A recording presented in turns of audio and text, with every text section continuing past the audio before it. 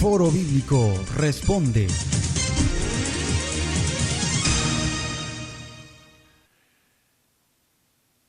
Tocamos ahora un tema muy delicado, por decirlo menos, conflictivo, que es el tema del diezmo. Me preguntan aquí si podría explicar más ampliamente acerca del diezmo. Yo me referí brevemente durante la presentación del primer foro bíblico acerca de este conflictivo tema. Y en realidad no quiero hoy dedicarle más tiempo que el indispensable. El diezmo, el pago de los diezmos, es un requisito de la ley. Nosotros estamos realizando un estudio bíblico bastante completo que posiblemente saldrá dentro de los próximos 60 días, que trata el diezmo a la luz de los problemas tan graves que está trayendo a la Iglesia del Señor en el día de hoy, actualmente. Tratamos el diezmo como algo contrario a la gracia de Dios. De hecho, el título del estudio es El pecado del diezmo. De manera que ya no es una cuestión solamente de quien lo pide o lo exige, como hay algunos que lo exigen, Hay muchas personas que tienen el dedo afiladísimo y apuntan así y dicen, malditos sois con maldición. Y eso no está en la Biblia, no está escrito ese versículo así en la Biblia. Tomen ustedes la Biblia textual, que se las estamos dando gratuitamente, y lean ustedes allí en el profeta Malaquías y verán que eso está muy mal traducido y fue alterado el texto por los masoretas, por los shoferim, que son los escribas, es lo mismo. Eso no está en la Biblia. Entonces, eso es lo primero. Segundo, el tema de los diezmos, desde el punto de vista de Israel, que es el único punto que se tiene que ver desde la ley de Dios que está en Levítico, esto y en Deuteronomio, esto ustedes lo pueden ver que no era cuestión de dinero, sino más bien de especies. El diezmo se daba en especie y lo daban los terratenientes, no lo daban los asalariados, porque no podían dar un diezmo de que de un rebaño iban a dar, y si no tenían rebaño, ¿cómo iban a dar el diezmo de un rebaño? O cómo podían dar el diezmo de una cosecha de cebada o de trigo, pues si no tenían campos. Obviamente que esto era para la gente pudiente, la gente que tenía este pago como, ¿cómo le puedo decir yo? Como una especie de IVA. Recordemos que es el del tiempo donde el pueblo de Israel estaba comandado por Dios directamente, una nación teocrática, y entonces esto pues se ajustaba a todas las leyes económicas que tenía, como la redención de la tierra después de creo que eran siete jubileos. Entonces cuando la tierra cumplía 49 años había que devolverla. Esto no era una cuestión de una propiedad inmobiliaria para siempre, ¿no?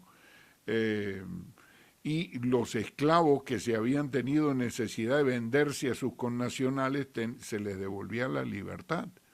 Entonces, a los 7 años, no a los 49 años. Entonces, había 3 diezmos en la ley. Y estos diezmos eran en realidad el que se tenía que disfrutar y comer, el que lo pagaba. ¿A quién se lo pagaba? Pues a él mismo. Él iba y disfrutaba con su familia de todas aquellas bendiciones que había recibido de parte de Dios. Por ejemplo, el caso de Elcaná con sus 2 esposas, la madre de Samuel. Ustedes pueden leer allí en el primer libro de Samuel, las primeras partes, verán que de eso se trata, de disfrutar del diezmo que tenían. Después había otro diezmo que era a los levitas y había otro diezmo que era para para el pueblo en general, un diezmo trienal cada 3 años que se ponía el grano en el alfolí para que no hubiera necesidad de los pobres, los extranjeros, las viudas, los necesitados, todas estas personas, inclusive también los levitas. Entonces, ¿qué pasaba cuando no se llevaba ese diezmo de la producción agrícola y pecuaria del país de Israel? Pues que no había, y entonces el nombre de Dios era blasfemado. Allí es donde entra el profeta el profeta Malaquías diciendo: me habéis maldecido con maldición cuando no traéis los diezmos, no malditos sois con maldición. Dios no dice eso. Búsquelo en la Biblia textual y va a darse cuenta que eso es una alteración de los shoferim, en Malaquías.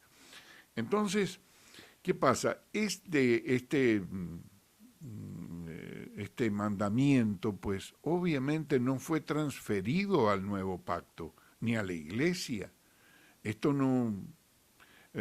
a nosotros se nos transfirieron los mandamientos de abstenernos de los sacrificados a los ídolos, de sangre y de ahogado, en la reunión que tuvieron los apóstoles en Jerusalén. Usted lo puede leer allí, la epístola, pero no está nada de los diezmos allí.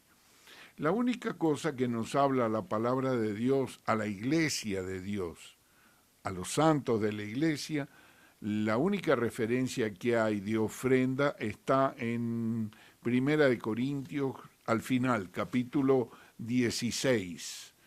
Usted lo puede leer allí, creo que son 2 versículos, o uno. El primer día de la semana cada uno ponga aparte lo que Dios le prosperó. Según haya sido prosperado por Dios, uno pone aparte eso, bajo la guía del Espíritu Santo, en secreto, en alegría o con alegría. Si usted no tiene alegría para ofrendar, Dios no necesita su dinero. Guárdeselo en el bolsillo. Entonces, ¿por qué se crea tanto lío en torno a esta cuestión de los diezmos, de las ofrendas, de las siembras, de yo no sé cuánta terminología inventan allí para sacarle plata al creyente? Eso no está en la Biblia. Entonces, si circuncidarse es un pecado delante de Dios, porque la circuncisión para salvación, porque hay la circuncisión por cuestiones médicas, o tradición de limpieza en ciertos países que se circuncida a los varones. Pero si una persona se circuncida para salvar su alma, porque entonces se tiene que hacer judío, eso es un pecado delante de Dios. ¿Y por qué no va a ser pecado el dar un diezmo para tener una conciencia tranquila delante de Dios? Eso no tiene nada que ver con nosotros. Entonces es lamentable desde todo punto de vista este asunto del diezmo. De verdad que da lástima ver todos esos mercaderes, esos mercanchifles ahí que andan parados en los púlpitos y en los altares, dando brincos como payasos, y haciendo que el nombre de Dios se blasfeme. Mire, yo hace no poco vi en un programa cómico de burlas aquí en donde yo resido, en España, una cuestión que veía ahí a uno de estos teleevangelistas imponiendo las manos, la gente se caía para atrás, y viera usted la audiencia aquí en España cómo se burlaba de eso, cómo se reía de eso. ¿Tenían razón en reírse? Claro que tenían razón, lógico que sí. Habrá algunos que digan, no, esos que se ríen, Dios los va a castigar. Dios no va a castigar a nadie de eso, no, créanme. No los va a castigar porque los que están haciendo que el nombre de Dios se blasfeme son esas personas. no solamente los que imponen la mano, no solamente los que piden diezmos, ofrendas y siembras y todas esas cosas, y plata y plata y plata y más dinero, no solamente esos, sino los que la dan también. ¿Por qué usted da? ¿Por qué tiene que dar diezmo si no está en la Biblia, en el nuevo pacto, en donde usted está ubicado, en la gracia de Dios? Lo único que dice es que ore a Dios y dé conforme Dios le ha prosperado. Eso es todo. Y entonces, y fíjese también a dónde lo da. Porque, óigame, es muy triste estar pagando sueldos y viajes en avión en primera clase o en clase normal, o vehículos o carreras universitarias. Oiga, yo tengo noticias de que hay, por ejemplo, personas que sirven al Señor, que dicen que tienen el cargo de pastor, que ganan 12, 15 mil dólares mensuales, tienen vacaciones. Pero ¿qué es eso de tener vacaciones? ¿Cómo un siervo de Dios puede tener vacaciones? Vacaciones las tendrá cuando llegue al cielo. Pero si el Señor Jesucristo trabaja todos los días, hasta ahora mi Padre trabaja y yo trabajo, nosotros no tenemos ni un minuto de descanso. Entonces, ¿cómo es posible que haya personas que estén exigiendo ese dinero, que se distancian tanto del creyente normal, que a veces el creyente normal no tiene a lo mejor ni para llegar a fin de mes, que no tiene porque le sobrevino una enfermedad o algo de esto, y los ministros están allí alejados, lejos en esos púlpitos metidos allí. Entonces, toda esta cuestión del diezmo es realmente, no sé cómo referirme, me refiero con disgusto a eso. Deberían pensar las personas que lo exigen y también las personas que lo dan, porque hay muchas personas que me han dicho, no, pero yo me siento bien darlo. ¿Por qué? Porque tiene miedo de qué, del castigo, ¿de qué tiene miedo? Está haciendo algo de la ley que no debe hacerlo, se está pareciendo mucho a los Gálatas. Y de allí es el título de nuestro estudio, El pecado de los diezmos. Ya oportunamente, pues ustedes podrán tener acceso a ese estudio y podrán darse cuenta por sí mismos de que todos los planteamientos que estamos nosotros haciendo no son por capricho, sino que tienen un fundamento bíblico.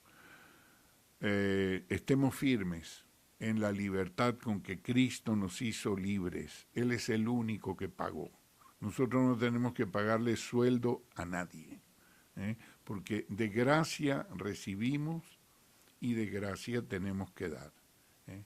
El obrero es digno de su salario, eso es verdad, sí señor, pero también es verdad que en esta época, fíjense, si hace 2000 años el apóstol Pablo dijo, es digno de su salario, pero yo de ninguna de estas cosas he hecho uso porque no quiero que nadie me quite esta mi gloria, que predique yo gratuitamente el Evangelio que recibí también gratuitamente.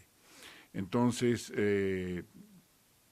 hay cuestiones que debemos meditar, especialmente aquellas, porque la mayoría está confundida genuinamente. Yo creo que es así. Y tienen esta oportunidad de rectificar, de preguntarle al Señor en oración, ¿qué estoy haciendo? La venida de Cristo es inminente. No faltan muchos años para que venga el Señor. Y nosotros le tenemos que dar cuenta de lo que hicimos mientras estuvimos en este cuerpo, sea bueno o sea malo. Eso no tiene nada que ver con la redención que Él ganó para nosotros en la cruz, pero sí tiene que ver con el galardón nuestro. Entonces trabajemos para el galardón, para que no recibamos un galardón menguado, ¿eh? Recortado para esto. Y acerquémonos a Dios con sinceridad y Él nos va a mostrar, nos va a alumbrar en su palabra para que podamos ser fieles e intransigentes, empezando por este tema de los diezmos. Muchas gracias por su atención y hasta la próxima pregunta. Foro Bíblico Responde.